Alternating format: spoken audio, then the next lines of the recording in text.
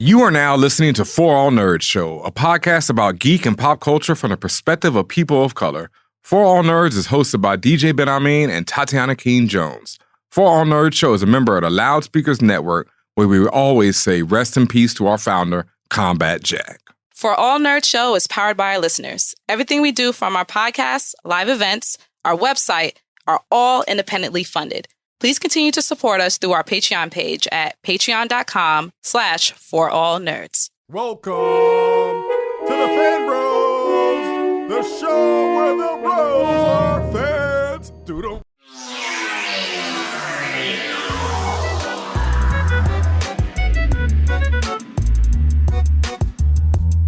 And what's up, y'all, and welcome to another episode of the For All Nerds Show. The voice of the urban geek, the podcast where we discuss geek culture from the perspective of people of color. Yeah.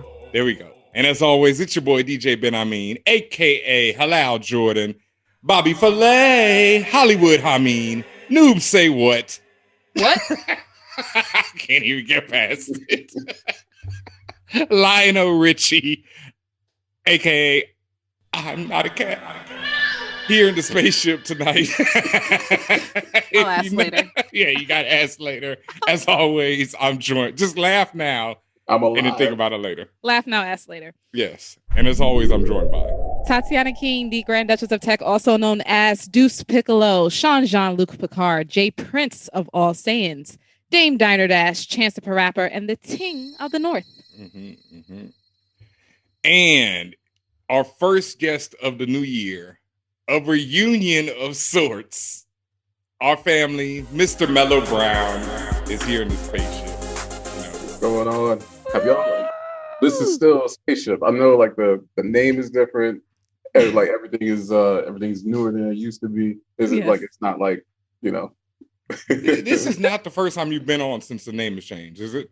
Yeah, I think he has, yeah. Wow. yeah. I've been on in like 4 or 5 years. So Wow. Wow. That's crazy because we've done like mad other shit in between. Right. That time. you would think that you would have been back on. Like, yeah, well, here we are. Man. Yeah, new name, new spaceship. We got video going on. For those that don't know the history right here, Mr. Mellow Brown, as he likes to be known now, his pen name, as they would say, is a long time friend. I mean, going back to before there was a show, pretty much even before Combat Jack show. And also writing partner, my brother and I, we both worked. I didn't know it went back that far, for real? Yeah. The Twitters is where it first started. Yeah. Wow. What was it? I think we met because we were going in on Michael Bay for Transformers 2. Wow. Slander keeps the family together. That's a great title. I just remember when you hit me one day and you were like, yo, you're mad funny on here. And I was like, damn, that's a lot of pressure. You know what I mean? Cause it's like the beginning of Twitter and shit. And so I was like, yo, wait, what? Somebody think I'm funny on here? Oh no, that's terrible. How am I gonna keep this up? You know what I mean? So yeah, we started following each other and we always got material. Yeah, I mean that we always do have material. This is my brother. Speaking of material, we worked on a little show for a little while called American Gods. We did some things on that. Right. Never heard of it. Did you say never heard of it? He hears of it when he's speaking in the meetings, though. Yeah, it's a different story. Then we know how to do VLOOKUP on our resumes. No. You know what I mean? I made that shit look real nice on my resume. These men are ridiculous. But yes, we are here to talk about his new book, Blade Runner Origins, which is out February 24th, the week of my born day. So thank you for that birthday present. The Blade Runner? The Blade Runner. Wow. That's big time. Yes. And, Speaking of the. It's interesting because it reminds me of this concept called the For All Nerds Circle of Trust. It seems people who are within or proximate to that circle, they are afforded success. Glow ups. Yeah. As they may be. Yeah. Yes. Fuck the foreigners. That's all we say. I come from the circle has been treating me well. So I will always come back and show appreciation to y'all. So thank you. Thank you, good sir. Yes, thank you very much. And like we say, Blade Runner Origins is in stores. We were talking about it last week on the show. And now we have the creator just like that, up in here. February 20th. We sure pulled those strings. I know. Like that was mad difficult, y'all. Wow, I can't believe we pulled this off. Woo, amazing. It's like, how did you get into DeVry University? Did you open the door? Anyway, we gotta not DeVry. Oh man, we gotta get into this. Damn, we used to have a different one in the South. I cannot, and it's escaping me now. Damn, the one that used to be on BET commercials. Yeah, instead of DeVry, we had another one. Wait, it was what? There was like a Arizona, like just random one that used to have all those commercials. Yeah, I know what you're talking about. Yeah. I know what you're talking about. Where it's like University of Arizona Online, where it's those like boxy ass computers just pointing at things. Yeah. Well, now everybody's online for school, so joke's on whom? Mm-hmm. Yeah. And yes, we are here with another episode. Like we've been saying, we were doing a lot of jokes, letting you know who is here. But we got Mellow here. We just don't talk our shit as always. Thank you for joining us once again. Make sure you're following us everywhere. You can see our beautiful faces right now on twitch.tv/forallnerds. And I mean, it's a lot going on. It is Black History Month. And I want to thank my partner in crime, the Duchess of Tech herself, because I was struggling looking through the news. I don't know why, but hey. Oh no, that's why. I'm getting to that. I mean, take your shine first of all. Thank you. Yeah, but I was just like looking through the news for things to talk about this week, and it was nothing but white nonsense. White nonsense. That's what it was. I mean, there's nonsense of all types, but it was particularly drenched in white nonsense this week. So. Drenched. Yeah. Yes. And I don't know how I forgot, but I remember just now. I'm like, oh yeah, this show could get me fired. No. You don't have to say anything untoward. You can whisper it to me, and I'll say it. Yeah, this show is what got me fired. I don't know.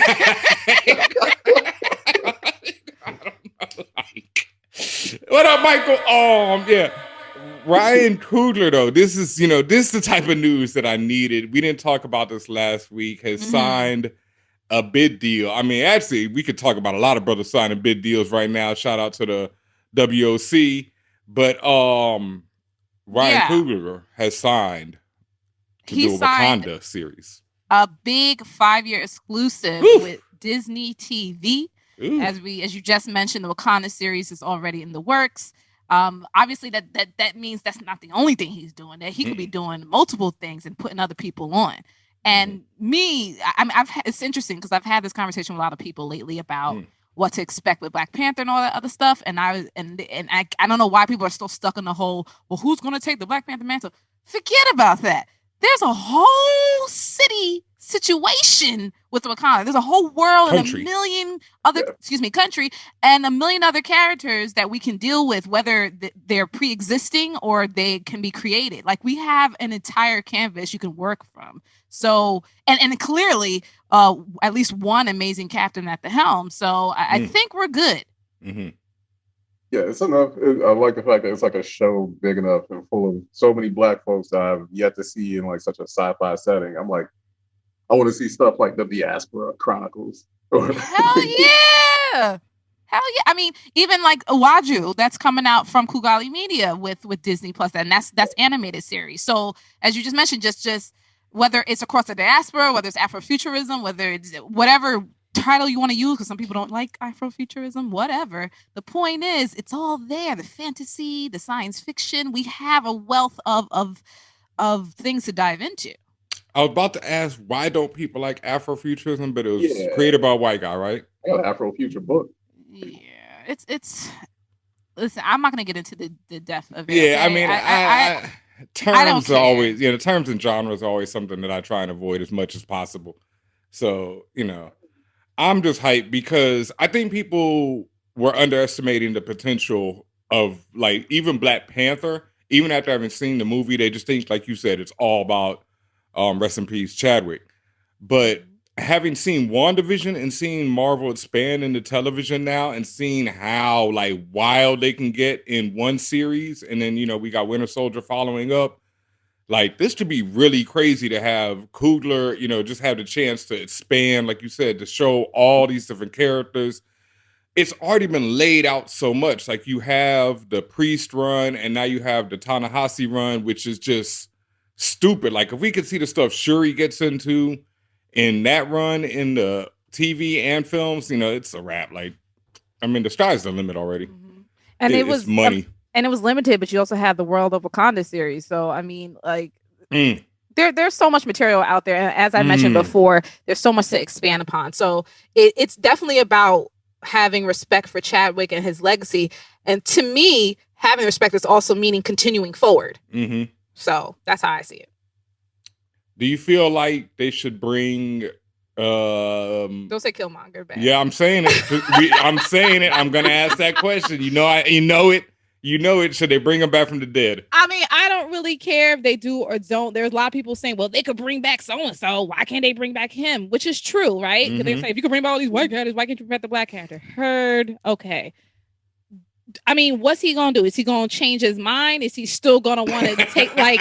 Is he want to go after Nakia next? Like, that's what I'm saying. Like, is he going to come back where he left off? Like, I guess he on a very special episode of right. Like he felt the type of ways when he died, right? He finally got to see the sunset and all this other stuff in his home country, and great. I mean, he can see more sunsets though. He just immediately comes back and go to HR about like his problem with women.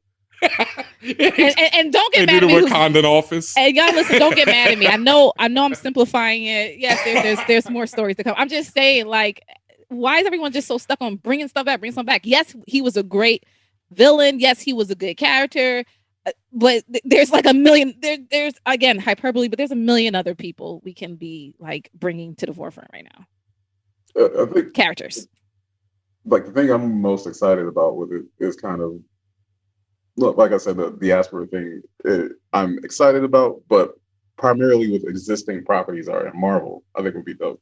Like, we haven't really gone into like how War Machine and like Falcon and like all these different characters, how they feel about Wakanda. Like, there's something interesting about like other characters walking on the Wakanda again during like a peaceful time, and then looking back, and they're just like, y'all had a Killmonger problem. They're like, I see why. Like, I do have a little bit of resentment. I didn't know this was here. And it's real hard being War Machine today, let alone growing up and just being just Black, in the Marvel universe. And I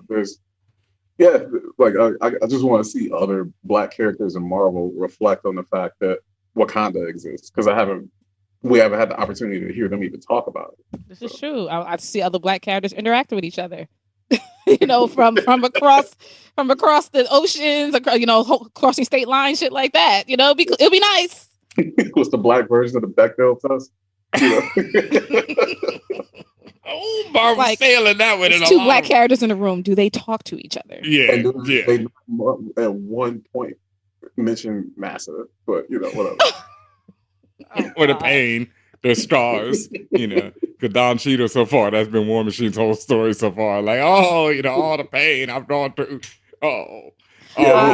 We're currently in a version of like building up all the Black Marvel characters and still have the scraps of the characters just left. So, no, and that's something we were talking about, and that's something they could explore, on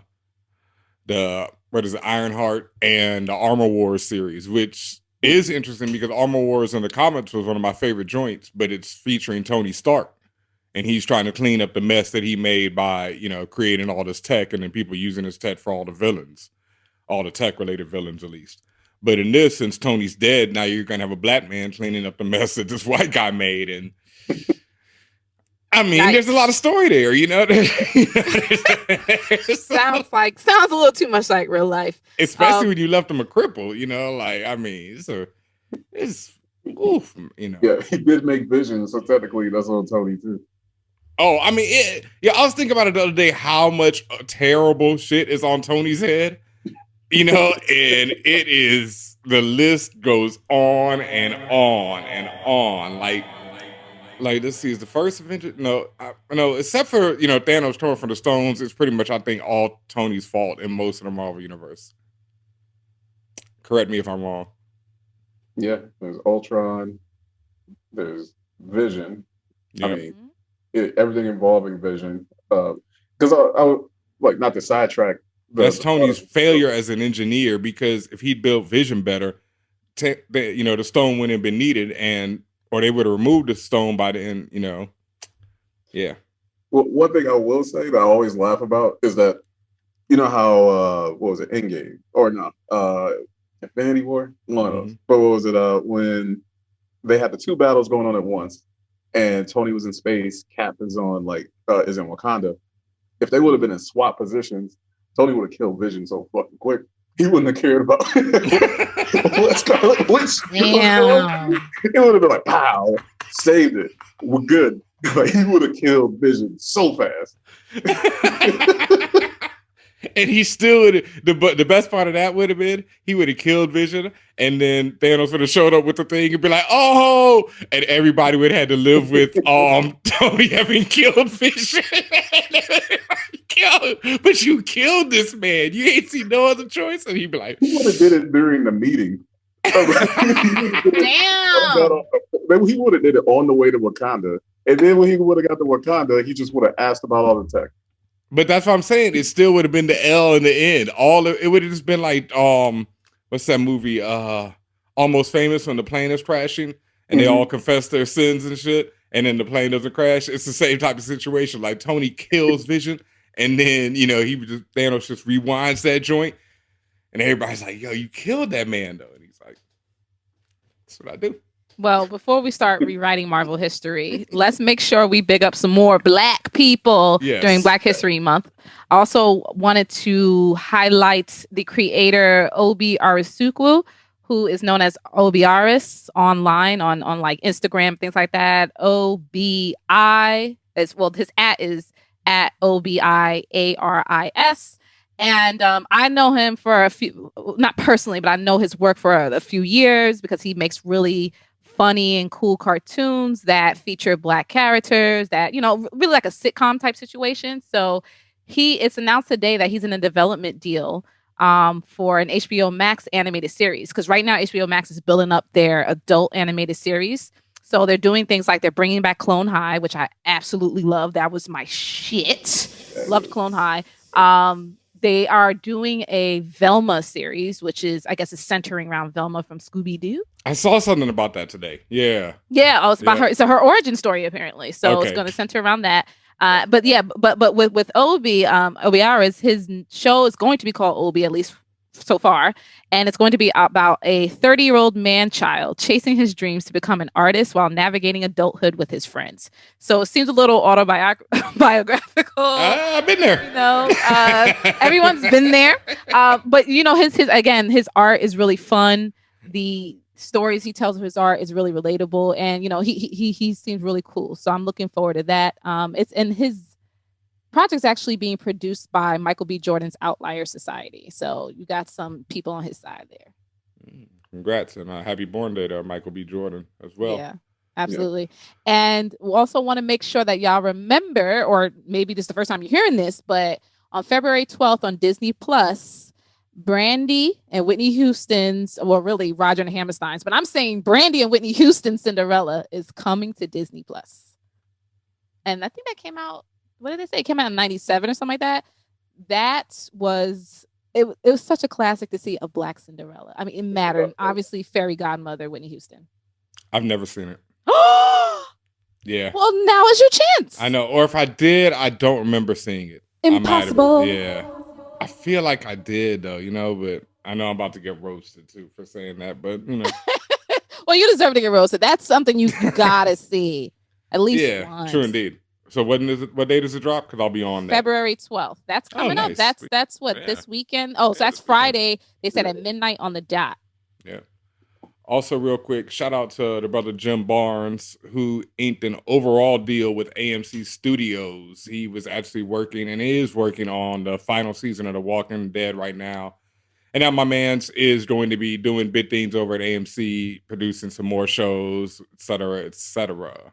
Oh, they finally decided to end The Walking Dead? Thank God. Yeah, I couldn't believe that. When I read the news about Jim, you know, and I was like, oh, word, this is the last season?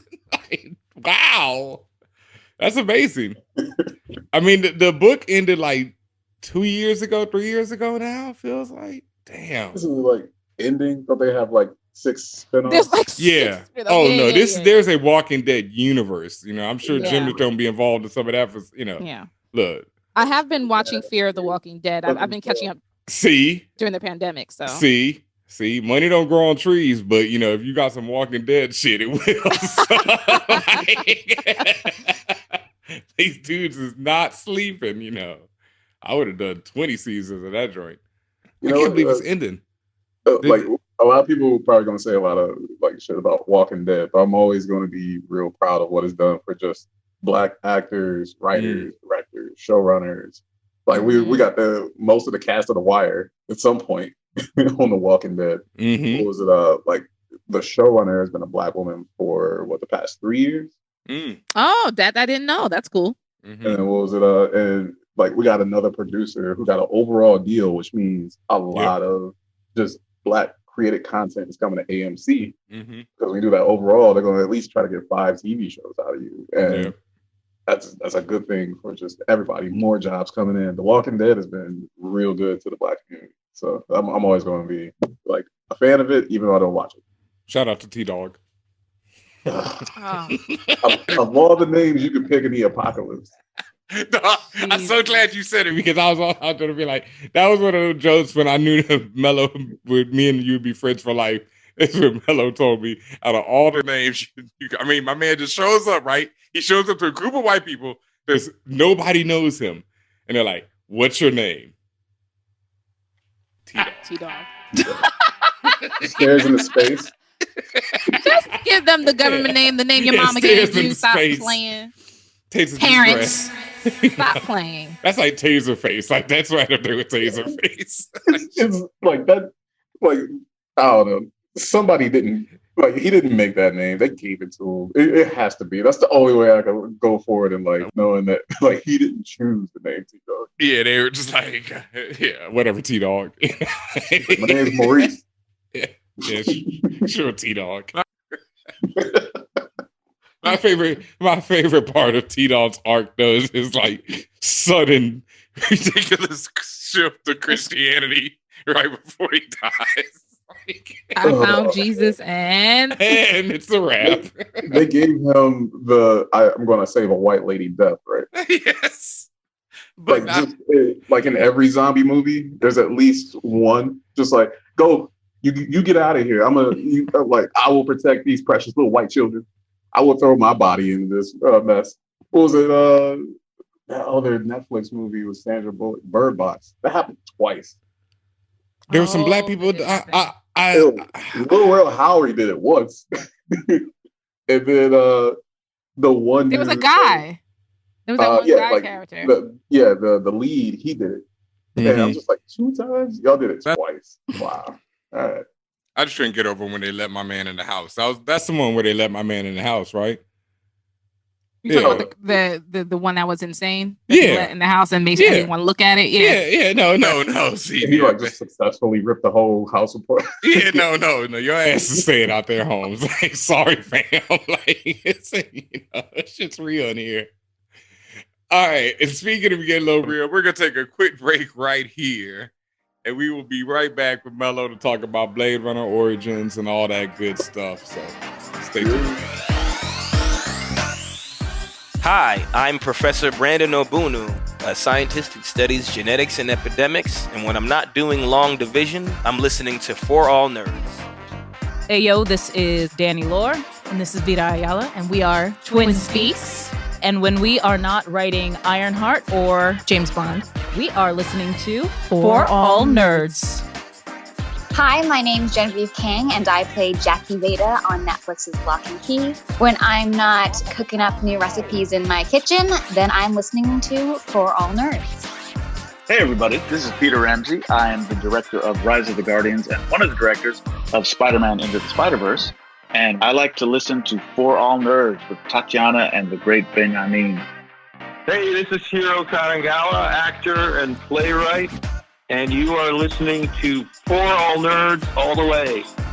Hi, this is Lexi Alexander, and I'm a filmmaker and a writer. And when I'm not playing with my vintage toys and feeding myself and my dog, then I'm listening to For All Nerds. Hey, what's up? This is Ato Asado, and when I'm not on television and movie sets, I am listening to For All Nerds.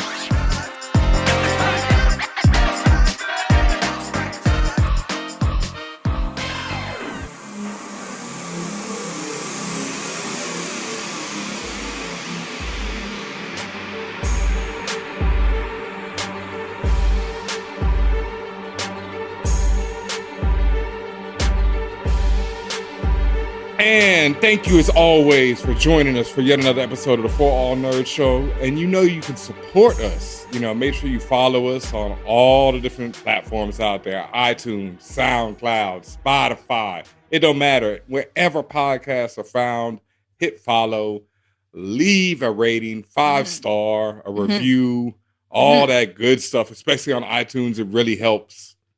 Word life. Also, as you see, we're right here live on twitch.tv/forallnerds every week. We do 2 shows right now. We're doing 2 shows a week, every week right now on twitch.tv/forallnerds, Monday at 1 p.m. and Thursdays at 1 p.m. Eastern time, both of them. You can catch our WandaVision review, our MCU review every Monday, and the For All Nerds show every Thursday. And our WandaVision yet to be named MCU podcast may have a name. Yeah, I think we have a name. So okay, we're leaning on it. It seems to be the name. We're leaning on it. It's probably like 75% at this point. Okay, so we're not going to announce it yet. We're not going to announce it, but by next week we'll know for sure. That being said, as Benhameen said, definitely come through the Twitch because we are on there chatting live with everyone, talking through our theories, and even like questioning the own theories we brought up on the show, and just digging deeper. So we have a lot of fun and really loved everyone who's been showing up. Y'all been killing the game in that Twitch room. So thank you. Keep coming. Mm-hmm. And we also, you can come there today and you'll see Mellow Brown right here, author extraordinaire, WGA, WGRI writer, all that good stuff. And, as we talked about, I got a little comic book coming out. Yeah. A little book, little property you might have heard about. The man is busy, okay? He's always talking about his work on Twitter. He's always talking about the work he's not doing on Twitter. But that being said, like, you're our friend. We know you as for Benhameen, you know him even longer. You've had a long history, but a lot of people, and you pretty low key too. But now that we're bringing you out the woodworks right now, you got to let people know, who are you? Who is Mellow Brown? I'm also going to be a narcissist, so I'm probably in the chat watching this right now. That's always the fun part of this whole show. Yeah, watching yourself afterwards. I hate watching myself, but go ahet. Got to do it. It's like when you're on porn. But yeah. Let the man speak better me. Yeah, but who are you, Mellow? Like where did you come from, bro? What do you do? Word up. What was it? It's been a minute, I guess. What was it? Born and raised Cleveland. All right. And what was it? Went through a very short military stint. Ended up working over in what was it? Like Caesars Entertainment. Helped build one of the world's first outdoor slot machines. Boop, boop, boop. What was it? Got into New York and did let's say extracurricular computer things for money. To help people out. Man, okay. We see you, Elliot. What was it? But that was like a real short stint for a little while. It was like in and out, and then But more importantly, what was it? Just always been messing around with y'all. What was it back when before there was For All Nerds, and I don't want to say the old name. Let's keep that. They'll say her dead name. Yeah, and then name. was tech editor for y'all, and run around, try to find guests, try to find more, like just try to predict things that were going to be dope in the future. What was it? And that goes from everything that's technology related and bringing in news and stuff, and trying to make questions for y'all while y'all were doing the show because people got day jobs. Yeah, I mean, well, primarily like you've been like this tech guru slash, also someone I was like, oh, finally someone else I could talk to tech about and they know what I'm talking about. This is great. I can say all the wild shit and he'd be like, yeah, I understand. And I'm like, all right, this is good. This is great. But like beyond that, we've said this before, you're working on this Blade series and all that. How did the writing come into play? Like, how did Blade Runner. Excuse me, Blade Runner. How did you? Yeah, I did say Blade, right? Blade Runner specifically. But how did you make that jump between? Like, how did you become, Elliot from Elliot the hacker to Mellow the writer? How do we do this? Yeah, what was it? It mainly came from shout out to my writing partner. I don't want to act like I'm doing this book by myself. Kate Perkins. She actually worked with me on another show on Apple TV Plus. I'm not sure if they still announcing it, but I'm gonna announce it, called Calls, which is a really weird show. It's a sci-fi horror show where you only see about like 20% of the visuals of the show. Okay. It's a whole thing. But we worked on that together, and she immediately was just like, hey, we should work together on more stuff. This is really dope. We ended up getting brought into Blade Runner. And the one thing that was a big question going in, and also, shout out to Michael Green, who both me and Ben know really well from our time on American Gods. A bit too well sometimes. Yeah. We can get that story if you want to at any point. We'll talk about that. But yeah, go ahead, finish the Blade Runner story, then we'll get into that. Michael's listening. Yeah. Factuals. But yeah, it was a larger question I had going into it was just, hey, can we talk about the fact that Blade Runner is basically just a code for slave catcher? Facts. Even in like when you look at the opening text crawls for both movies, the word slave comes up. It's a whole big thing in terms of like people realizing who they are in terms of identity and running into the world. Because looking at replicants as anything as people is very cruel. They're a minority. Like I would say most of the people in my life will identify more with the replicant than they would the rest of the characters in Blade Runner. So when they introduced the concept of they want to talk about the first Blade Runner and it's going to be a black man, I hesitated for a while, was just like the first, the very first? Yeah. So this is writing the origin of it, like the entire franchise, which the fools for giving this to me, and I'm so happy about it. But Ridley Scott is going to be like, what? So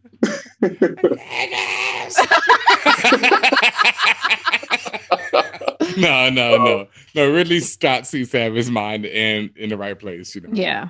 But the one thing that we don't reflect on enough in regards to that franchise is that what we've seen of Blade Runners, they eventually just like, no, I'm working for a real fucked up system, and they leave. Right. And why does that happen? And like, what exactly is the system? Where did it start at the base? And I am going to dig into that in a way that is going to surprise a lot of people. And we're doing this so that way we can actually shift the franchise to feel more welcoming, because I'm sure y'all talked about it a lot on here, but we all saw what happened with Cyberpunk 2077. Jesus, Lord in heaven. Listen, I mean, and also I would say Blade Runner's story may not feel accessible to a lot of people either. whether you're just talking about the way the character looks, whether you're just talking about the story itself, and just understanding the whole purpose of it, it's not maybe the easiest thing to get into. So it would be cool to get a different perspective, especially perspective of someone who looks like me, at least in skin tone, looks like me, and has, even from the future, still has some type of understanding that I could at least, some base level that I can springboard off of. And that has been like the hardest challenge. That's been like the hardest part, because it's one thing, there is one thing to put a character into a story and have them look like us, but for us to have a character that we can identify with that look like us, that's different, harder. Yeah. It's one of those things where I think it was I'm sure they're like friends of the show, but what was it? Somebody, it was like either Steph I Will or like Harkeisha Kent, but they pointed out something last year. They was just like, when you look at Jon Stewart, he probably would have voted for Trump. And I'm like, yeah. The Green Lantern, Jon Stewart? Yeah. Black Lantern. That's a take. I would disagree. It's tough because of like when you look at Green Lantern Oasis comic book, Jon Stewart, I'm like, nah, that dude wouldn't have. He tried to create like a certain type of democracy, but at the same time, like every superhero's a fascist, so that's questionable there. But if I were to look at animated Jon Stewart, I'd be like, yeah, the way that he kind of Black Republican vibes. Yeah, when he was broke, but yeah, you're right. I know too many Negroes like that too. So the biggest thing I had was that I wanted to avoid that going into Cal, and because no matter what, he's going to end up as the first Blade Runner, and I'm like, how would Black people feel about that the first one is Black? And the reason that I can't reveal now, but it is going to change the franchise forever. And it's going to be a franchise just entirely inclusive from here on out. And it's going to be It's going to be very hard to shake that due to the nature of where this is going. So yeah. When you, and I assume this was you that you pitched the idea to make Cal Black, what was the reaction? Actually, no, it wasn't my idea. It was I think it was more or less everyone. They're like, hey guy, hey, Outcast. Yeah. Hey, he want to write the Black Blade Runner? Black guy? And it pretty much. So everything leading up to that was me asking all of the uncomfortable questions, and it's one of those things where I'm just like, the reason why we like this franchise may bump up against more people walking into it is because it's all like, it's one, like this whole thing is one big problem, from the Orientalism to slave catchers, obviously, to just all of it. And we are tackling every single thing going into this book. And we are also, we're giving a new twist at the end of every issue that will shift the way that you view the entire franchise going forward. So. Okay. It's real hard to do this without to give the spoilers, so I apologize. No, that's You're still doing a good job. No, you're doing a great job. You've had a lot of preparation. I mean, I think maybe working on certain media shows, training. Before this, certain people in our past might have helped with that. I know they've helped with mine, because otherwise my mouth would be a lot worse than you would think it is now. But that does, that was one of my questions I wanted to ask you, is like, how do you feel writing like a Black slave catcher? Because that's something that I feel we were talking about this earlier. Like, why can't we get the chance to make why don't we get the funds to make bad movies? And I was like, we get a lot of bad Black movies get made. Let's not get that twisted. But at the same time, it's like, why can't we have characters with range? Why can't the characters be villains? Like sometimes we get mad when we see a Black villain like Killmonger getting murked off, but he's a villain, right? And he did villainous shit, but people are like, oh no, but he's a Black guy, you don't want to see bad things happen to these people because we don't have many Black people on screen. And also, they're like, well, Thanos made it through several movies, this guy made it through movies, why Killmonger gotta go? I mean, Marvel did have a problem with murking villains early on too, though. That was it. That was definitely their thing. They stayed murking a They villain, boy. stayed. That was the MO, but whatever. Yeah, all y'all gotta go. I think Can't handle like that many contracts, fam. we dive into like kind of like explore that a little bit and why like Black people aren't even in like an area where we could talk about it real well. I'm just glossing over. I'm just running from that. No, because that's like something we need to talk about. It's like, why don't we get the chance to play characters like, or write characters or create characters like Cal, right? Where he is a character with, from the outside looking in, you're like, damn, this dude, you know, to start off with is a cop, and then he's hunting down slaves. It's hard to give characters like that 3 dimensions in terms of like if you were to look at a movie like I think it's called The Hate You Give, the one where like at one point in the movie to describe the police to like point of view, they use Common, who just suddenly appears, just Common, like, hey y'all, I'm the black guy y'all know. And then he starts having a conversation of just like, sometimes we get scared and shoot people. And that's not, no, just because it's coming from Common's mouth doesn't make it okay. Not at all. And what he's actually showing is a level of complicity. Another like bad Black villain would be like Jamie Foxx in Baby Driver, who's just evil just all of a sudden for no reason. Yeah. And which that is already something that we are accused of on a daily basis. So even having like a Black character as a cop is already borderline both of those characters at one time. Yeah, I see that. So the one thing that you look into is that even everything involving the police and like even just racism itself, in terms of like when you look at like the cybernetic future and blah blah blah, it's a lot of it is going to delve into capitalism, and a lot of that is delving into our character Cal and his history with the military. And it's one of those things where it's like Black folks are like, we don't got an option. Like in terms of like yo, I'm trying to help my family. It's either steal, because people won't let me get a job due to my identity of just existing, or I have to turn towards like becoming a heel for the government. But I keep thinking to myself, like, I'm going to get out eventually. I'm going to get out. Right. And he ends up doing that, changing him as a person as he continues to go into like something colder than he originally thought he was. The next thing you know, we're dealing with the other things important within the cyberpunk as a whole and as a genre is the fact that it is a story about how people are being replaced and how that's not that different from just the way people feel now. The displacement and being used until you get to a point where you could be thrown away. And having that character being forced out of the military because it's just like, yo, we got these walking, talking drones.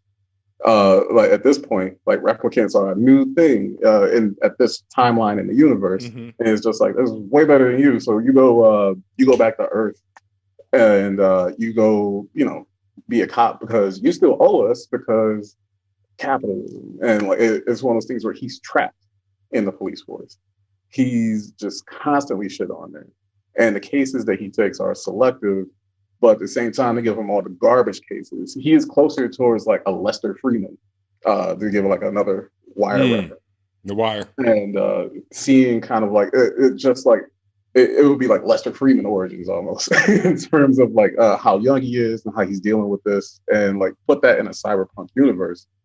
And it's him dealing with discovering that the entire world is about to change due to the fact that replicants are also realizing that like, yo, we in this capitalistic system and I am a slave, and how this character is going to react to that, and other characters in this very huge cast of characters going forward into the universe now.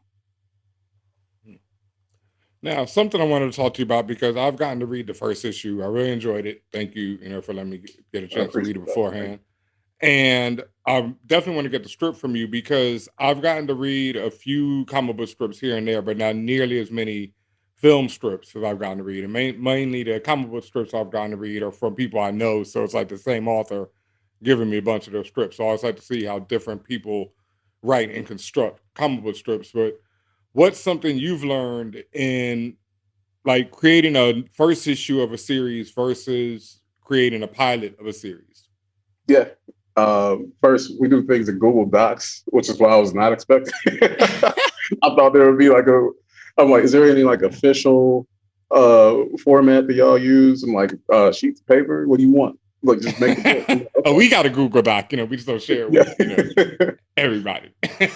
You on the outside looking in this time. Right. Yeah. Like, well, I'm gonna use fancy font, I guess. But in terms of like the structure of it, issue ones, and I think like I've been after I've kind of like removed myself from like, because started writing this about like a year ago.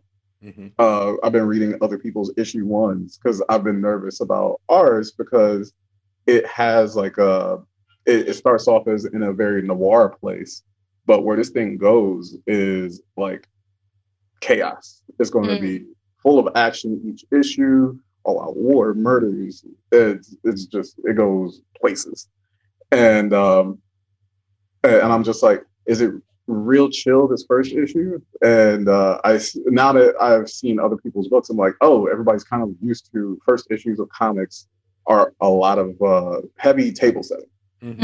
And like even I was reading shout out to it because I really liked it, the next Batman book. And like I ain't got to read that yet. Yeah, like it's one of those things where it's like you take a minute to kind of like humanize these characters because like y'all are writers as well. Y'all know this as well as I do. If you don't have dope characters, nothing else matters. It's the reason why like the way I recently had a conversation with someone was that comedies only work because characters are dope. Like if you took the characters of like your favorite comedy and you told someone it's like that, but they're in space. And you can think about like, oh, it would be like this would work because you know who those characters are like and how they would react to that situation, what the conversation would be. Definitely. And it's the same here. So if you are just building on like why this character is special and the people around them are special and their relationship to their environment and things like that in the first issue, and you're telling like, this is my version of what this story is, that's usually how your pilot comic book will go. Wow. And we do know that Blade Runner Origins is going to be set a decade before Ridley Scott's 1982 movie, right? Yes. And go ahead. Where's my goddamn electric car, Batman? That was my only question reading that first issue. I'm like, wait, what year does this take place in?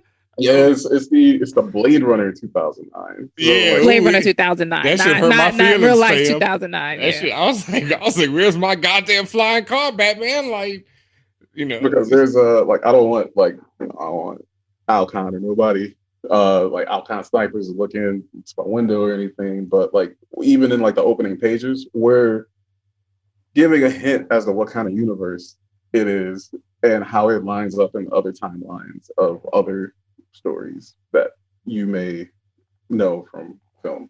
But so it's one of those things where it's like the global warming stuff already going down, and that's actually my favorite thing about this story. We're going to be digging into like more or less how everyone's reacting to the global warming as it's just really ramping up, and how what we've seen of the Blade Runner universe is really the elitist side. Like, if you got a flying car, you got money. Facts. Everybody else is just kind of like dragging on the ground. Plebes.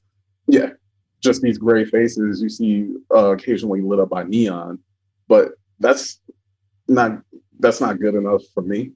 Like, I don't think that should be good enough for any person of color, because that's usually the only place we see ourselves. And a lot of cyberpunk, that's not just Blade Runner. It's most cyberpunk, you just see us like in like dressed like Kanye fashion in 2012. We had everybody wearing trash bags. Kanye was, he saw the future. Right now wearing a trash bag feels about, right? Yeah. Or they look like residents of Zion and from the Matrix. Yeah. Yes. Yeah. That. But what I wanted to focus on is just like, no, like if global warming was happening, people are going to take like their favorite things about what makes up your culture They're going to take your favorite foods. They're going to take like the pictures, like your Nana's shrines, all kind of stuff. And you don't need to be in like, everybody don't live downtown. You can live in another spot and you can make your own community that is this like beautiful collection of all these different cultures, styles, and things like that. And that right there to me is what cyberpunk should be.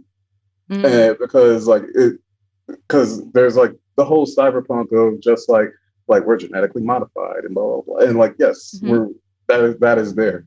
But that all stems, just like everything else in life, that stems from the people that we put at the bottom of the scale, building that stuff up to build the base of what culture is.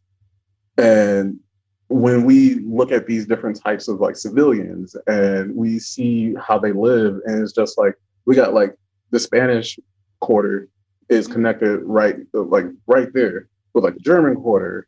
And like, it's just like, we got like just Jamaican squad over here. And like, everybody's like all together.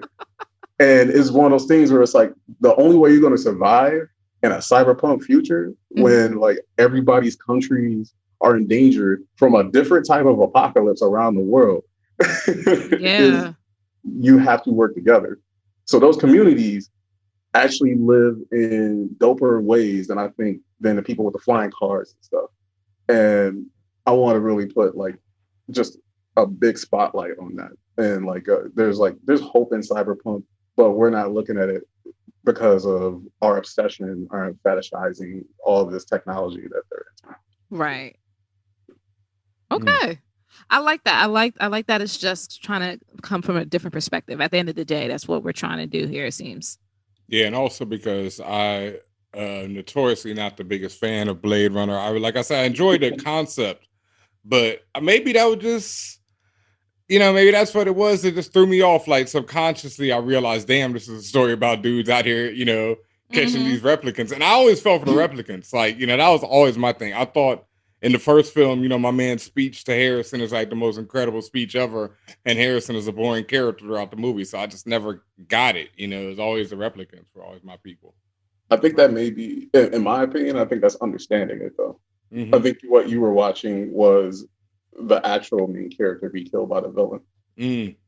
Wow. And a lot of what you're actually saying and thinking about, like how people are reflected in it, is something we definitely want to shine a spotlight on. And it's like, for example, can't get too deep into details, but we're actually showing that like if at any point you are talking about and having a story about like people's just like enhancements or how they're dealing with the future and things like that, you're also going to be talking about like a story of bodies and the value of bodies and how people are represented in different ways because of their body, because cyberpunk puts a new level of value on humans than ever before. And if you're having a story about bodies, now you're having a story about identity and who we are in those moments and things like that. So having like the opportunity to with like my co-writer who like, well, she was here for this part of the conversation, so I don't want to delve too deep into it, but we're looking more into like people's sexual identity. Is heavily also a trans story, because there's a level of just being able to explore what bodies are, what they mean when other people look at them, and the value that we have to find despite any of that. So. All right. Well, damn, brother. He's like, oh, this is deeper than I thought. I mean, come on, man. He's got mad. He's so powerful. No. It's the same brother I worked with on American Gods. I already know how we get down. Like we ain't, if you ain't upsetting white people, what I tell Jim, I was like, Jim, I'm here just to make white people mad. Jim is on one of those Game of Thrones shows, ain't he? He was. Is he on the new one now? I think he was last time I talked to him. Yeah. I don't know who Jim is, so yeah, I don't Jim, think we do either. Who's listening? Let me shout him out. As he said, Jim Danger Gray, because he said he worked too damn long in this business not to have the danger in his middle name. So yeah, he was working on one of the Game of Thrones shows over in London. I think he must have moved on to one of the other ones, so they seen it. They gonna make it work one way or the other. They're gonna get their Game of Thrones shows out there. Yeah. To also give more detail into that, he's an excellent writer producer. He works his ass off. He if you loved Hannibal, then you loved his work. Oh, okay. Yeah. There we go. Beast mode. There we go. And fully agreed with my sentiment of making white people mad, even though he is a white man himself. So, he gets it. All right. Since we have you here, I don't think we've ever asked you our BRAP segment, our rapid fire questions. I'm sure you thought about these. I'm sure you even helped create these. And I don't remember them at this point. So that's perfection. Good. Let's do it. Walk into my own trap. Yep. You know how it goes. And you were supposed to ask us questions. See, all that fell by the wayside, brother. The game is afoot. Yes. So we got to get the spiel. Now that you have survived the 4 Old Nerds interview, you are now subject to the BRAP segments. I say it like it's like we're taking you to torture you. Yeah. If you don't feel sometimes. But I have to, again, you're our guest, so I have to give you this spiel. So, this is our quick fire, rapid fire question and answer segment. Just one answer. We're just going to give you a series of things to pick from and just say the first thing that comes to your head. We might ask you why, but just say the first thing that you agree with, okay? All right. Let's do it. Such enthusiasm. The Falcon or War Machine? Falcon. Luke Even Cage. Anthony Mackie? Anyways, Falcon's Luke. not Anthony Mackie. We're not doing this. Luke Cage or Black Panther? Ooh. Black Panther. Due to the potential of what Black Panther could do, despite what he does. Very well put. The Wire or Breaking Bad? The Wire. Yeah. Lex Luthor or Dr. Doom? Doom. This is just always everyday Doom. Doom is man's second choice. There we go. Say it. Okay. And Ben, what was you going to say about The Wire? No, I'll just say, are y'all up on Better Call Saul? No, I don't like Better Call Saul. I you said this already. We talked about this, yeah. And I do like Better Call Saul more than Breaking Bad, but I'm not up to date. All right, well, see, I liked it. I wouldn't say more than Breaking Bad, but I thought it was really great up until the latest season. And everyone is praising the latest season, and I was just like, But, since you're not up to date, I won't go any further than that. I mean, people also pay a lot of money for campaigns, but that's all. This is true. I mean, but it's one of them, them articles when you feel like it's real, but I guess, maybe it ain't. I was fooled. Because they're like the greatness. They also getting kind of old. Is this still a prequel, or did they shoot into the future? No, it's still prequel. Yeah, and that's how it's like now they're at the point where like these characters got to get to a point, and that's how I felt like the season was. Like suddenly it was like I'll be an idiot for 5 episodes, and then I'll get to this point. But people loved it, I guess. Still looks beautiful. Still acted all that. Yeah, them motherfuckers. Bob Odenkirk. Yeah, beast mode. All right, next question. Superman or Batman? I'm a Superman guy. Nice. Okay. That's a rare choice, but I appreciate that. That is a rare choice. You like the Boy Scout. Okay. I mean, I just don't like 1% for superheroes. There we go. Ooh, that part. Iron Man. That goes for even Blue Beetle. Is one of those things where it's like you could just buy property and pay taxes, and then that property can save the city faster. Pay your taxes, nigga. Instead of like dressing up like the thing that makes you afraid and then hitting people with an object that looks like the thing you're afraid of because of narcissism. But whatever. Yeah. Right. Batman's like, I'm gonna make sure you know. That's ridiculous. All right, I have a 3-parter for you, Mello. Okay. Mike Myers, Freddy, or Jason? Mike Myers. Because Austin Powers is terrible. No, but it really, I love Austin Powers. Wait, but Mike Myers. No, you always do this. Villain. You always do this. You can't say Mike Myers. You got to say Michael. But here's my thing. If I say Mike Myers and I say Freddy or Jason, that correlation no, to say everyone means horror. I'm not talking about Mike, I know. SNL, I know. We know God. this, but people still are gonna go for I don't go to like Jason Statham. It's dude. So you think I'm talking about Mike? You think I'm talking about Austin Powers versus Jason Statham versus I don't know Freddie Prinze Jr. Like yes, who the fuck there are we talking go. about here? Oh, I'm picking Freddie Prinze Jr. every time. Harvard. No, I'll start over. Okay, so I'll start over, and I'll make sure. I'll make sure if I ever ask this question again, I'll be very specific. Mike Myers from Harvard. I really would never make that. Michael What? Michael. What the fuck else? I would never make that confusion. But anyway, Michael Myers, Freddy, or Jason. There we go. Michael Myers, I think is a scarier villain due to the fact that it's too close to like his condition is. I mean, it's a hyper animated version of it, but the fact that condition exists, you have like a little kid that's in a place where it's just like oh, I want to get the candy in the refrigerator. Mom won't let me get the candy. I should kill mom to get the candy. That feels too real. Instead of dude jumping in your dream. Okay. And Jason has like 6 origins that I don't understand. But, yeah. Okay. I did not know that was Michael Myers' whole thing. Is that he just like just doesn't have that reasoning basically. Yeah, he doesn't have the filter that explains the morality of why you shouldn't do a thing. I remember he's always had like psychologists looking at him from being a kid and all that. I've heard the new one coming out is supposed to be like super dope, but they always say that. But they kind of are. I remember, but I know Brian. He was Brian Fuller. He was like super disappointed with the last one. I thought. But the one where Jamie Lee Curtis came back. Yeah, because that was supposed to be ill, and he's a huge fan of these films. If y'all don't know, and I remember, but he saw an early version too, so it might have cleaned it up. I don't know. Yeah, it had like a cartoony subplot of him killing true crime podcasters at some point. I'm all for that. Okay. That sounds like my jam. Like, I need to see this movie. Oh man, that sounds great. All right, Fresh Prince of Martin. Man, Martin. In any medium such as movies, TVs, books, film, what character's death hurt you the most?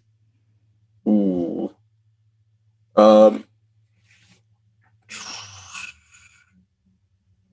Winifred Burkle. That is a character on the show Angel, which is also in the news today. Like Buffy Angel. The wrong way. Yeah. I won't get into that part, but watch that show quick. It is. I think it's, in my opinion, it's the best death I've ever seen on a TV show because it is unexpected. Because the level of importance of the character being there is that they are the heart of the team. It taught me, it's still teaching me a lot as a writer in terms of like you take away the character that makes everything work. The one that like can fix things. And then the other part about it is that she wasn't ready to go. It was like a ghost demon goes inside of her body and is doing something that like in fiction, I'm just like, I haven't seen anybody else do it. Because these characters usually bring other characters back to life, Marvel style all the time.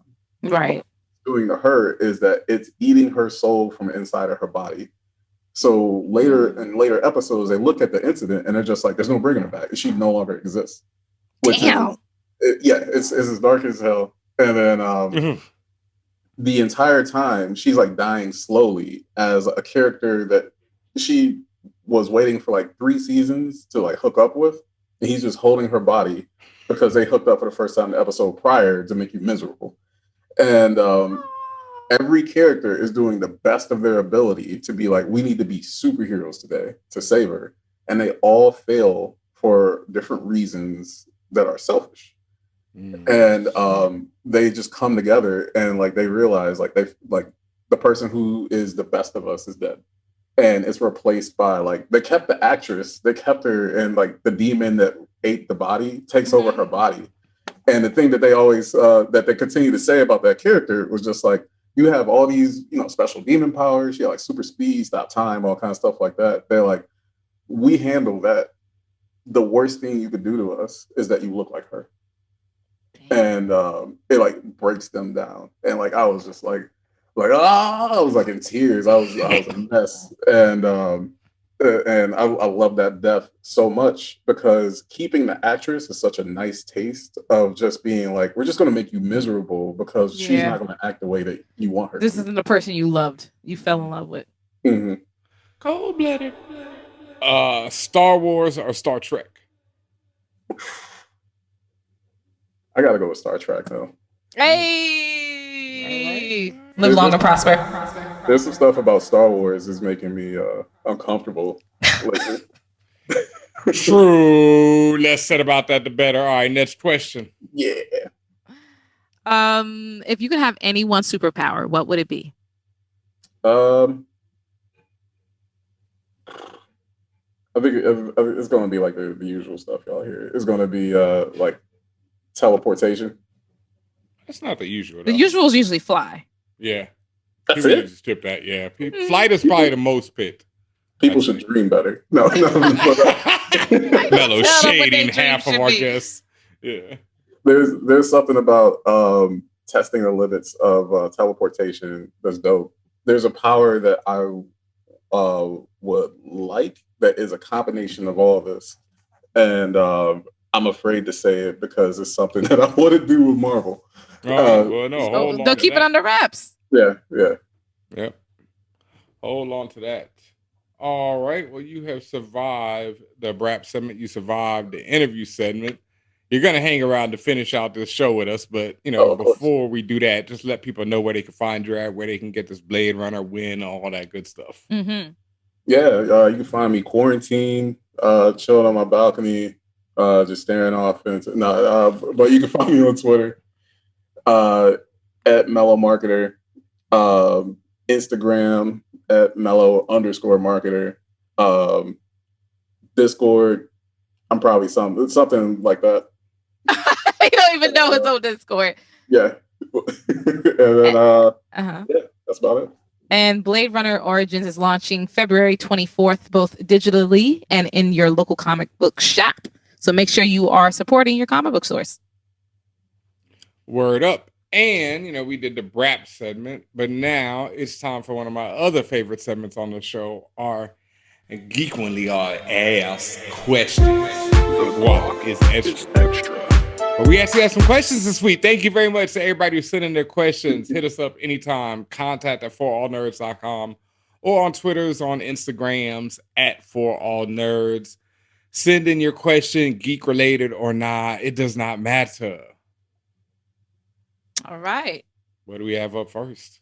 The first one comes from Motion Carry. They write, what hero in any comic medium has had the absolute worst costume? That's an amazing question. It's a great question. It's just some Slander bringing the family together right now. I mean, I'm thinking of Fox X-Men movies. Ooh. Those costumes were not it. They didn't slap at all. At the time? Even at the time, they didn't slap. They didn't do shit for me. Now, I didn't expect to see some Fox Kids shit, but I didn't expect to see that. It just felt like it was color drained. It just wasn't, and again, it doesn't have to be fluorescent bright, but it was just plain. Even if you look back at it now, it's just like, okay, it was nothing about that really excited me. Like, oh, okay, that's somebody I'm like that I'm interested to look at. It was just kind of like everyone was wearing like silver lame, and that was it. It's funny too, because when they did that look, when Grant Morrison took that look, I'm not sure who inspired who, but Grant Morrison had that look for the X-Men in the comic books, and I really loved it in the comics. Yeah, I think it was like a studio conversation, and they fixed it in the comic from what they probably got from the studio. Oh, okay. We're doing this, and the artist was like, "We ain't doing that, but we'll do it." Yeah, we'll do something like it, and it was dope, because it was like you said, it had enough color in it. Wolverine had the black jacket with the yellow X on it. It was fire. That look was dope. It looked like they were like walking into. It looked like they were walking into like a music video. Mm-hmm.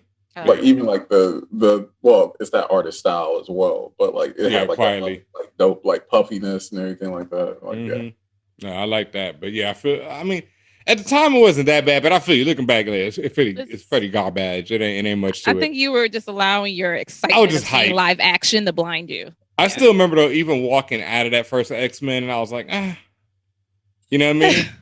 Like, because I was so hyped, and then when you see the movie, it was good, but it was just like it didn't translate as much. It was like it just wasn't great, you know. You were like, oh, come on, you know. I don't know. I was happy it just existed. Oh, I was happy it existed. I was happy it existed, but I just remember being like, I was so hyped for it, and then it was just like, you know, man, need to point some guns at people and stuff, and it was like, yeah, you know, I was still hyped. We did it, Joe. Yeah. It's not terrible. It's not terrible. Not that bad.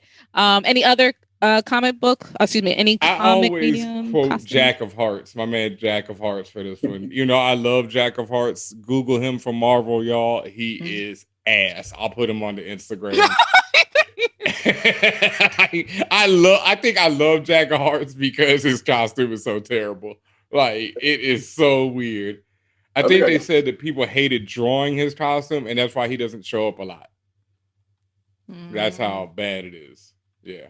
Also, shout out to Wonder Man and the West Coast Avengers. Another one that was so horribly bad. I'll post this too. There's an issue where, like, Wonder Man's agent, because he's also a movie star at the time, comes to him and it's like, yo, people are dissing this costume. You got to get rid of this mess right now. That's how bad it was that they had to talk about it in the comic book. The two I think are horrendous. Like, number one will always be Witchblade to me. Oof. Like, that is terrible. Like, I mean, it's like great, good, and terrible. You know, it's like the worst thing ever and the best thing ever all at once. But yeah, I feel you. You know, yeah. I get why you say that, and I disagree. Yeah, no, I feel you. It's terrible. Like, you know, in all honesty, it's ass. You know, it's like, I don't need to see all that. It's pointless. It's like, come on, dude. Like, for real. Yeah. I mean, that's like the 90s, you know? Yeah. Ugh. Yeah. But the second one is hard to say because I think it's bad on purpose. And that's Jessica Jones's superhero outfit when she was like Jewel. Oh, yeah. It's so bland. Oh, that, yeah. Like that silver thing with like the turquoise purple hair thing. Yeah. It's so bland. I think that was the point. Is that, you know, it was like bad and yeah. It is what it is. Yeah. Thank you, Motion Carry, for that question. And also, I forgot to say your AKA. The AKA was Mega Venusaur. Yeah, which is awesome. Nice. Very nice. The next question comes from Philip Winslow, aka Captain Marvelous Tings. Praise the Lord. I don't know where that's from. I don't get it. I don't know. Maybe you do. No, I don't know either. When I hear Marvelous, I'm mad I never came with this like Captain Marvelous before. You know, I'm sure I'm saying the inflection's wrong, but I don't get it. So we're gonna move on to with that now. Though, Captain Marvelous. With rumors of Ali being offered the role of Joel in HBO's The Last of Us adaptation, who would you cast as the role? I've never played the game. Never planned to. In The Last of Us. Yeah, I think the problem that both of us are going to have is like the lack of empathy for the franchise. Yeah, like I don't care. You know, like I'd rather not it be Mahershala just so he doesn't waste his time in this, you know, like dark ass series about like. So I think the Last of Us story is I mean it's excellent. It is as good as you can get for another zombie story. Zombie stories are about people, so it's kind of hard to not make them good at this point. Yeah. But it's one of those things where it's also something where it's just like, well, for two reasons, I'm just like, I kind of don't care. One, we already have the game, which is excellent. And it's as linear as it is, you still get more options than you'll ever have watching that show. So the excitement of it is going to be kind of like low pace. And specifically in regards to Mahershala doing it, it's not really like it's saying something where like when we do have black characters that could just jump in and take the place of a particular character that already exists, it's because that character doesn't have anything about them that makes them specifically from a place or a thing or anything right. Like that. And like Joel is that much of a blank slate that you can just write over it. they're also in the writer's room right now where it's just like we gotta add more shit about it. Yeah. Like the things that he wants to do and like where he came from. Like it's defined to a point in the story that already exists. But it's also to a point where it's just like we're going to get into a point where we talk about his favorite food. Like we know he likes coffee a lot. I remember certain things about the character and stuff like that. But it's also just, do we need this show? Yeah, that is just my 100% feeling on it. Like, in fact, I was going to actually play The Last of Us 2 because I wanted to see the technology, just a clips of it, looks so beautiful. But then I read on Wiki the synopsis for the plot of Last of Us. And when I got to the end and understood what Joel's choice at the end was, I just hated it so much that I thought, I was like, I don't want to play this game because that's where it goes. It just feels like whatever to me. And then I've heard different things about part 2, but just the darkness and all that, I don't need more of that. And I don't want to see Mahershala slogging through that, I don't want to watch this man looking dirty and stuff. I'm good. Yeah, it's definitely going to be more of that. I have no opinion on it, so yeah. Moving on. Yep. Sorry, we failed that question. yeah. I wouldn't cast anyone. Wait, Mark Wahlberg. Ugh. Yeah, because then that would put him off other movies, and I wouldn't have to watch it. Just so you're doing it as a preventative measure. Yes, okay. Yes. I mean, I cast you in this, so you don't do shit else. I mean, it's going to be a good show. Yeah. I know it's going to be a good show. It's written by Craig Mazin, who's coming off of Chernobyl. I wonder why. Oh man, so he's like, that man need therapy, boy. Shit, Jesus. But it's just one of those things where I'm like, as you're watching it and you're like a half hour in, ask yourself if you really.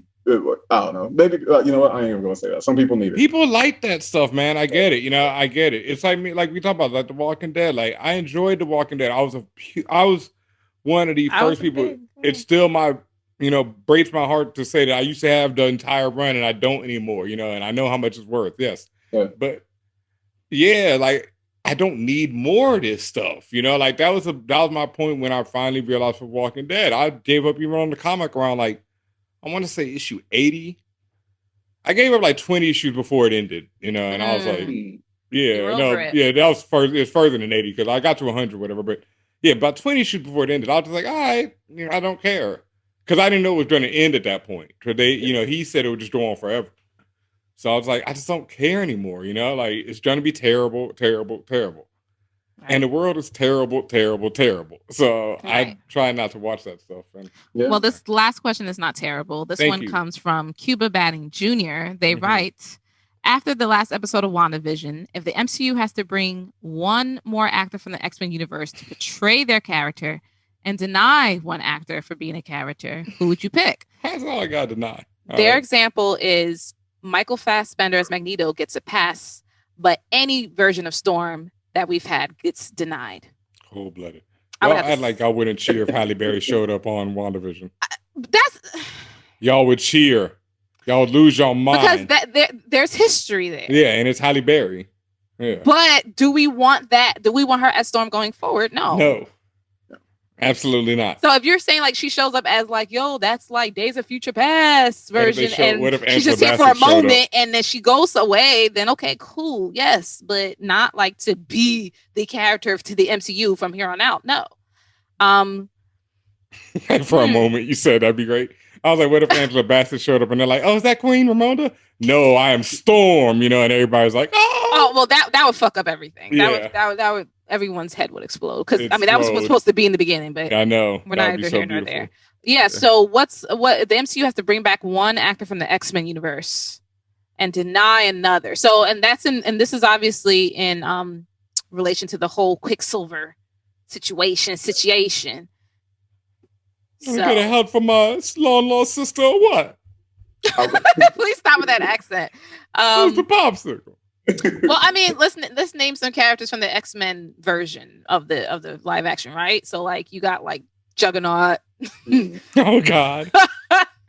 Another one I'd bring just for a moment. Yeah. Most of these people I would bring for a moment. That's all. Professor X. No. I'm denying him. I'm denying all versions of Professor X. All I'm tired. versions. Why? You just tired of? Yeah, You I'm just tired of the it. bald head I've seen enough. scallywag? Seen enough. Yeah. Okay. Yeah. Bald-headed hoes. Sorry. Okay. Scott Summers. I can't stand Scott, but Scott Summers. I really like the actor who, what's his name? Who played him in the first ones. James yeah. What's his name? James Marsden. Yeah, he's a great actor. I'd love to see him. He's a great actor, and he played Scott exactly how Scott is to be played. Yes. A dickhead. I can't stand Scott. I love Scott Summers. I don't think Scott Summers is a dickhead. That's my point. Yeah, so I'd like to see him come back. I can't. Oh gosh. Okay, I name another one. What did I say? Damn, he's good. That'd be great if James Marsden showed up. Oh, that'd be awesome. What about Beast? No, deny all versions. So I don't know, like in terms of like my answer, it's kind of a cheat. I would want, because this is kind of just what I want to see Marvel get weird with multiverse shit, because you only get one shot. I would want to see like Hugh Jackman appear as Hugh Jackman. And what he's saying, what did you expect? In Deadpool, hell yeah. Yeah, that's what I want Deadpool to be. To go looking for Wolverine and find Hugh Jackman. Yeah, I think I tweeted that. I was just like, that's all I want. I want Hugh Jackman and Deadpool to find a reboot of Wolverine. And that'd be so great. Like, that'd be so great. Like if Hugh Jackman's like all out of shape, like he goes looking for Wolverine and he finds regular ass Hugh Jackman like chilling at home with his family and shit. And he's like, what the fuck? I need, and he's like, dude, I'm not that guy. And then, then his house just blown up and they have to go off on an adventure. Yeah, that'd be great. If we do multiverse shit, let's get interesting. Let's have, what was it, Andrew Garfield Spider-Man be evil, or like because he found out that Gwen Stacy's alive there. I don't know, something. Hold on. I was watching the Amazing Spider-Man joints, and I realized if they do bring him into the new, he is evil.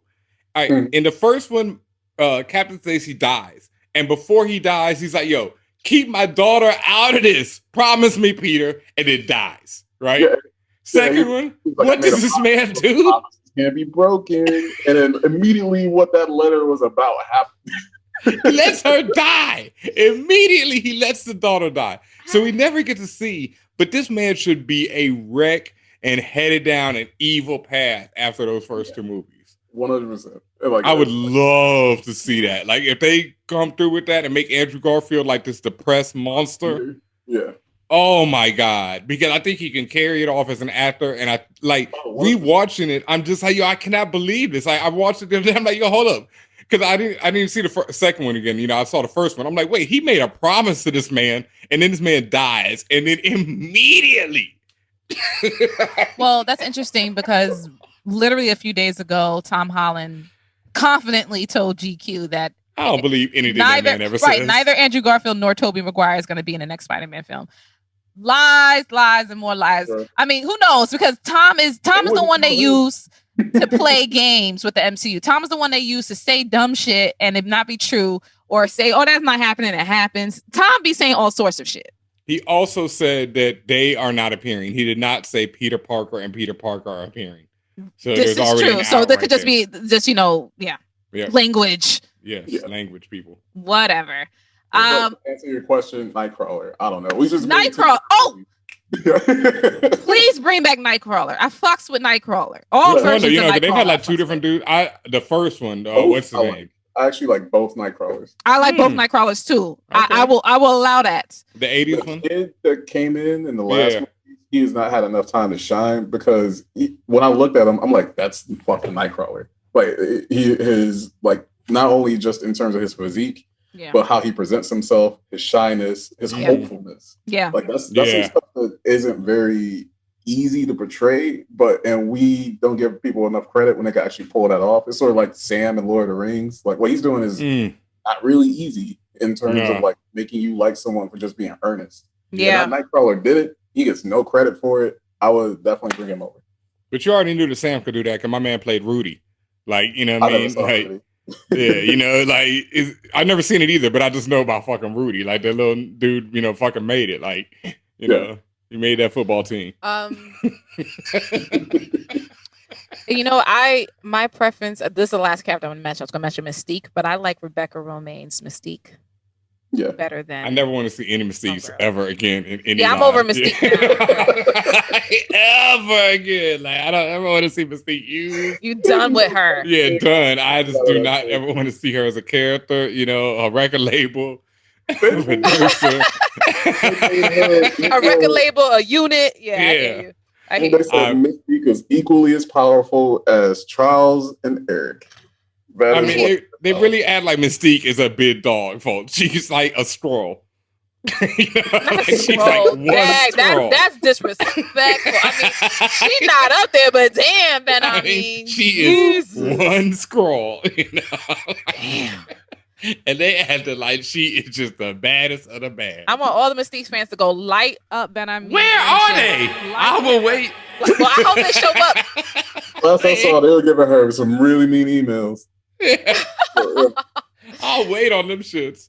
All right. Okay. That is the end of the guac segment. Thank you, everybody, for your questions. If you have a question about X-Men or Mahershala Ali or anybody else, hit us up. contact@forallnerds.com. You can hit us in the emails there if you want some privacy or need a little bit more space. Otherwise, you can hit us up on the socials @forallnerds.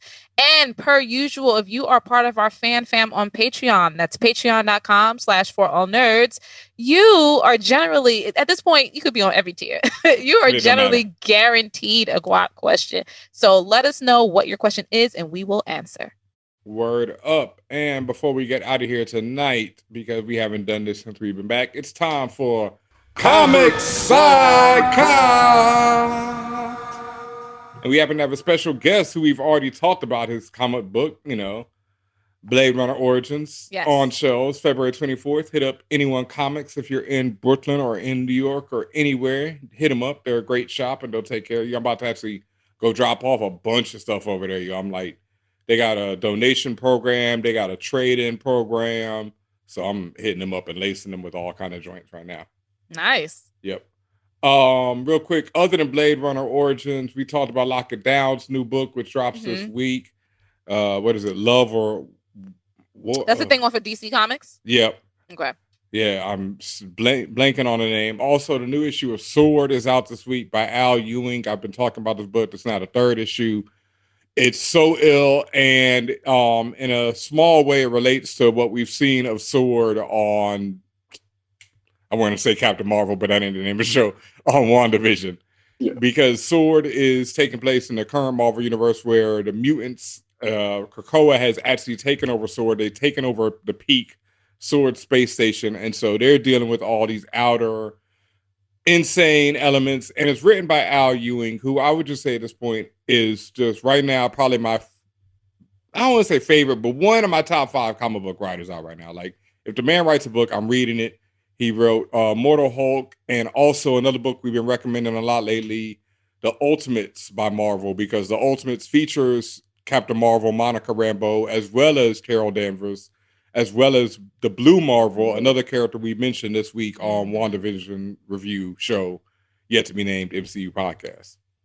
And again, shout out to Regine Sawyer. She actually has 2 things coming out, but I think you were thinking of the Love is a Battlefield #1. Yes, yeah, okay. That's not Love is a Battlefield, the 80-page joint from DC. And what's the other joint?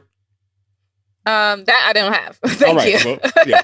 Shout out to Regine Sawyer. Lock It Down. Make sure y'all are following her on all social medias. That's Lock It Down, because she has a new book. It's a Valentine's Day special from DC. Also, Steph I Will got her joint coming out. Yeah, Mellow Marvel right Voices. Here. Yeah, Marvel Voices. You know, the one that Tatiana was featured in. I was on in February of just last year. I was shopping. Just last year, you know. 2020 was a blur. Fan Bros